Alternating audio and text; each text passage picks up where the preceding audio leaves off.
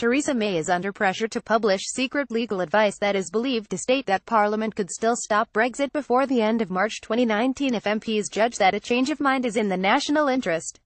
The move comes as concern grows that exit talks with Brussels are heading for disaster. The calls for the Prime Minister to reveal advice from the country's top legal experts follow government statements declaring that Brexit is now unstoppable, and that MPs will have to choose between whatever deal is on offer next year, even if it is a bad one, or no deal at all. Disquiet has been growing among pro-Remain MPs, and within the legal profession and business community, about what is becoming known as the government's kamikaze approach.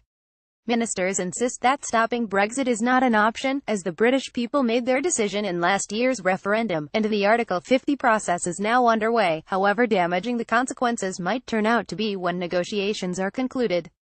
Worry about lack of flexibility has intensified following the chaotic Conservative Party conference in Manchester, and May's ill-fated speech.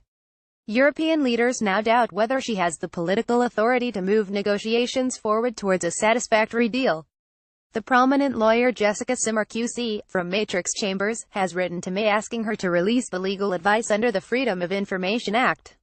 Simmer says she has been told by two good sources that the Prime Minister has been advised that the Article 50 notification can be withdrawn by the UK at any time before the 29th of March 2019, resulting in the UK remaining in the EU on its current favourable terms.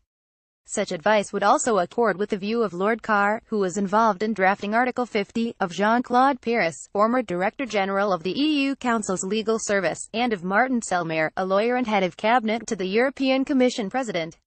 She says there is no time to waste and adds it is important that this advice is made available to the British public and their representatives in Parliament as soon as possible. Leading figures who oppose a hard Brexit, and reject the idea that the process is unstoppable, argue that the public is being hoodwinked by ministers into believing that there is now no alternative to leaving. Simmer says this is a policy judgment, not a legal one. Nick Clegg, the former Deputy Prime Minister, who publishes a book this week on how to stop Brexit, told The Observer the claim that Article 50 is irreversible was always a myth put about by Brexiters who want to stop the British people from changing their minds. Theresa May's threat that MPs will have to vote for whatever deal she presents to them next autumn, otherwise the UK will crash out of the EU without a deal, is also patent nonsense. Article 50 was never the one-way conveyor belt to Brexit as claimed by the government. It can be stopped at any point. He said that MPs should ask themselves one question when they come to vote in a year's time: does the deal measure up to the promises made by Brexiters to their constituents before the referendum? If not, MPs should reject the deal, urge the government and the EU to stop the clock, and give the country the opportunity to think again. Nick Clegg claims that the threat that the UK could crash out of the EU without a deal was patent nonsense. Photograph Chris Williamson. Clegg added, as countless EU leaders have said in private and in public, most recently French President Macron, there remains a route back for the UK into a reformed EU.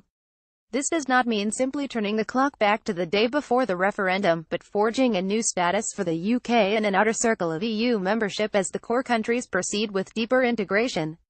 Clegg suggests that former Prime Minister John Major and current Netherlands Prime Minister Mark Rutte should co-chair a special UK-EU convention that would have the task of repositioning Britain in one of the outer rings of the EU's orbit. Labour MP Chuka Umunna said that, as it becomes clearer that the Brexiter pledges would not be met, the public had a right to know that leaving was not the only option. Brexit is proving hugely more complex than people were told it would be. Many of the promises made, like the famous £350 million extra per week for the NHS, clearly won't be delivered. As a result, increasingly voters ask whether, if a good agreement cannot be reached and the final deal looks fundamentally different to that which they were promised, can the UK decide to halt the Article 50 process? The consensus among lawyers is that we still have a choice. Legally, there is nothing inevitable about this process and the UK retains the right to change its mind.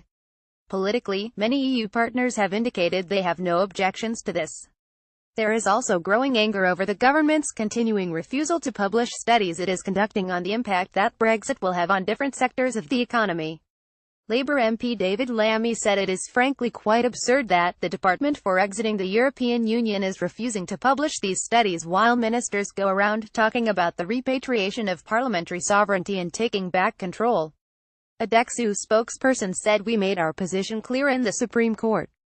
As a matter of firm policy, our notification will not be withdrawn. The British people voted to leave the EU and we will deliver on their instruction. There can be no attempt to remain inside the EU and no attempt to rejoin it.